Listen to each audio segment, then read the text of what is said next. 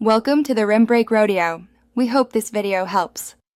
You begin by verifying essentials so you can move quickly. Sign in with the Apple ID tied to the stolen device. Authenticate using a trusted device or SMS code. Once signed in, open the Find My app or iCloud. Calm and locate the iPhone on the map. Make sure it appears as offline or online. You do this now because removing stolen device protection requires ownership proof and an active session with Apple services before you proceed to device-level options. Once the device is selected, choose Erase iPhone.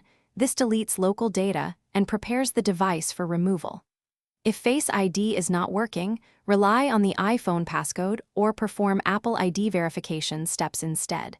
This is why you authenticated earlier. After the erase finishes, return to Find My and pick Remove from Account. This step clears activation lock. You do these steps to prove ownership and tell Apple's servers the device is no longer tied to your Apple ID. To finish, verify the iPhone no longer shows in your Find My list. That confirms activation lock is off. Power cycle the phone and set it up as new or return it to the rightful owner, making sure activation lock does not reappear. If removal fails, don't panic. Gather your proof of purchase, serial number, and ID, then contact Apple support.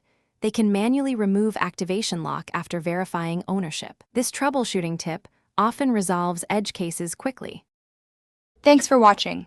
Consider subscribing if we helped you.